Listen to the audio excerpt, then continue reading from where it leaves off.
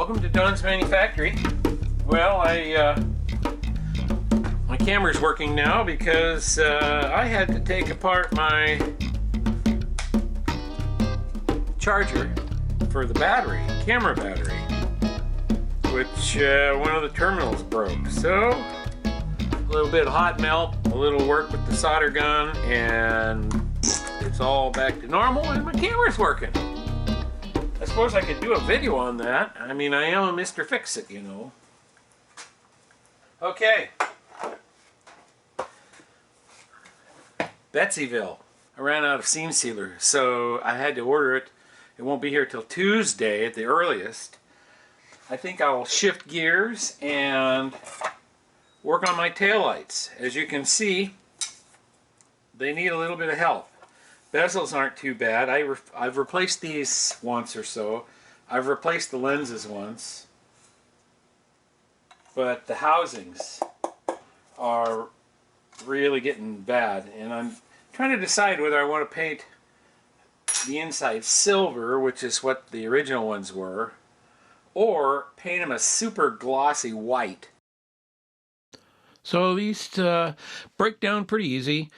The insides were still in good shape because of the way I seal them up, but the back sides, obviously the gaskets had let go between the taillight housing and the tail panel, and maybe that's where some of my rust came from back in the trunk. But as you can see, I gave up on the original sockets a long time ago. These are the original taillights, and what I chose to do was just knock those sockets out. And what I've been using is a standard plug-in socket. This type of socket here, let me grab a bulb real quick. So, yeah, just a standard socket like this with the little fingers. So the beauty of this is I no longer have to take the lens off to change the bulb. All I have to do is go from inside the trunk, pop the socket out, replace the bulb, put it back in, and I'm good to go. I'm going to replace these because even though they're still kind of in good shape, this one here is broken. Probably took a hit of something rolling over in the trunk. But that is what I'm going to do. I should be able to find replacement sockets like this, Dorman or somebody like that. Anyway. That was something that I chose to do back in 1987.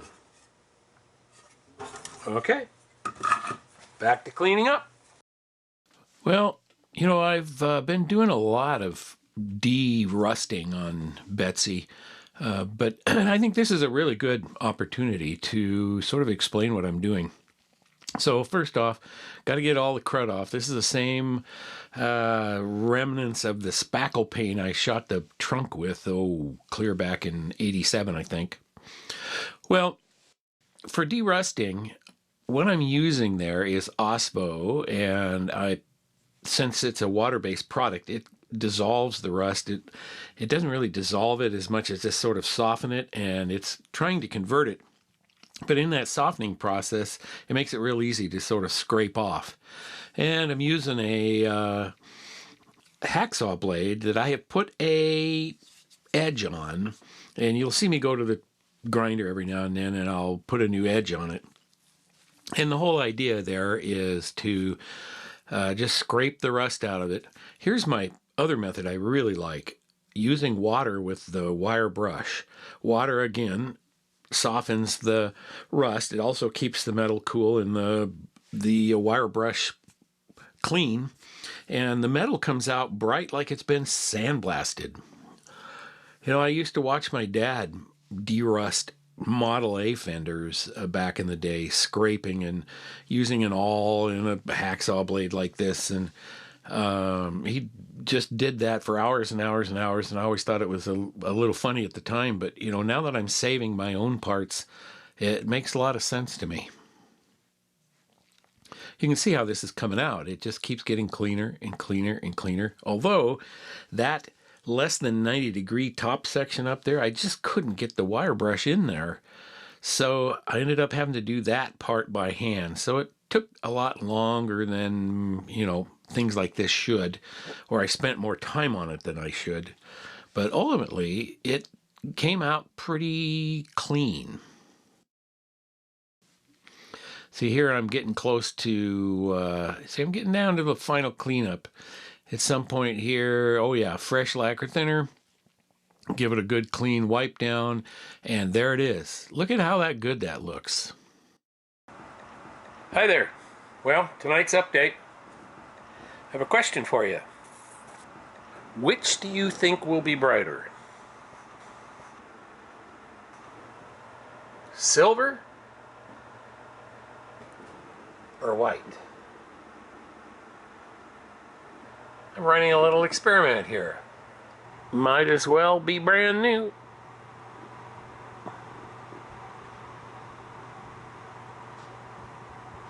Leave the answer in the comments. And I'll be posting a video of the results. Okay, moving on to the side marker lights.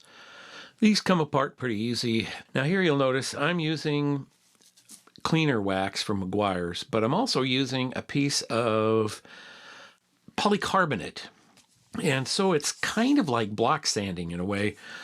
Taking the polycarbonate and the cleaner wax and scraping along the surface of the lens to clean up the imperfections that moss and mold and stuff have, and just hard water spots that have left in the plastic.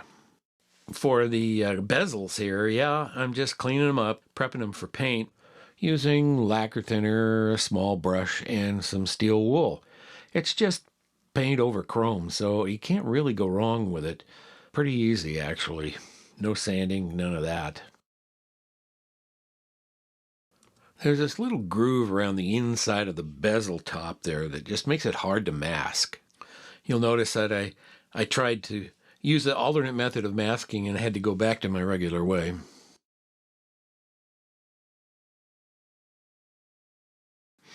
The color I'm going to use here is called aluminum. It kind of matches the front end of GM products they use in their grill, but it just matched really well. Okay, set them aside to dry. You can see where the factory just melts the plastic in order to keep it from falling out. So it's supposed to be an assembly, but if you just smush those, then this part just comes right out, no problem. But I do need to transfer the I got to transfer these studs over, so I think I'll just try grabbing them with the pliers and see if they just unscrew. So we will just try it, see if we like it. I can always put the old one back in. Doesn't take anything to take this apart.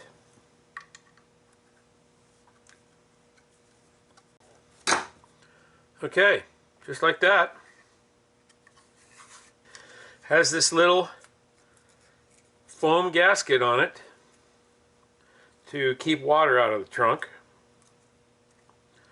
And it seems to still be working, so let's see, this one sits in the car like that, so I want the Ford logo right side up.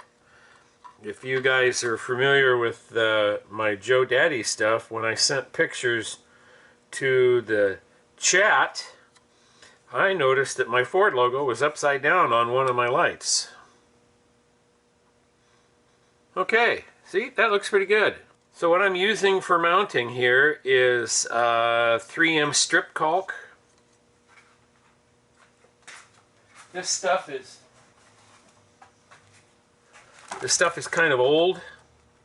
I've had it for years, but you know, and it's kind of dirty and messed up, but if you just wipe off the outside and then work it in your hands, it turns into a nice soft putty again that's all sticky. And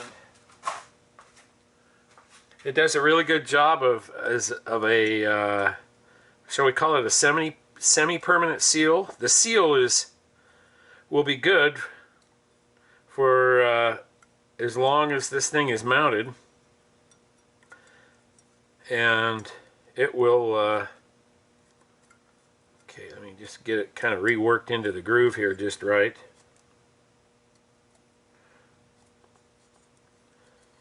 Okay, let's go install this. So I have my light all ready here, gasket in place. See, right hand top. So in it goes, right into this little, I know, the sacrilege holes in the side of my Mustang. And I have these holes just sized to the minimum.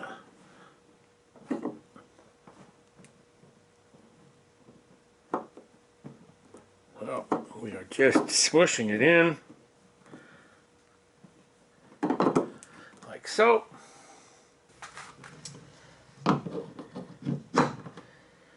And it goes on there just like that. And so far, I've only been tightening these about finger tight. Just enough to get it in there, get it sealed up. Because it's all plastic, and tightening things too much just doesn't make any sense. There's some foam pad there, and you just need to compress that. If you go too far, then the plastic will start to warp the metal. There it is. Just like that. And now, from the outside, well, that's interesting. The way they did this lens. See, this one has this little square in there of lenses, sort of, you know, like a, what's the word I'm looking for? Fresnel lens. So it concentrates a dot of light, and then it has a halo of color around it. Of course, this isn't lit exactly the way it's supposed to be because the light is coming from outside. So it's completely different when there's a 194 bulb inside of there. Anyway, so that's it. Side marker lights. What do you think? See, it almost looks new. Let me put my light back there. Ta-da! There you are. Side marker light. Not exactly right, but pretty good. I have a new left-hand mounting. I'd like to do a shout out to West Coast Classic Cougars. Since the Montego wagon that I got my side marker lights out of have the same exact part number mounting ring, fits a 1970 Cougar. So fortunately, I called them up and they had some of these. So I got a new lens assembly because mine had a chip out of it. And obviously this one's broken. So now I have all good parts in there. It's just amazing. I can't believe that they had it, and it only cost about 35 bucks for the lens and the retainer. You go online, you look for these side marker lights, they want 100 bucks for them. Okay, so thank you, West Coast Classic Cougars. I will put a link to their website down in the description. Okay, thanks for watching. Like and subscribe if you wish, and see you later. And don't forget, leave your comment, silver or white.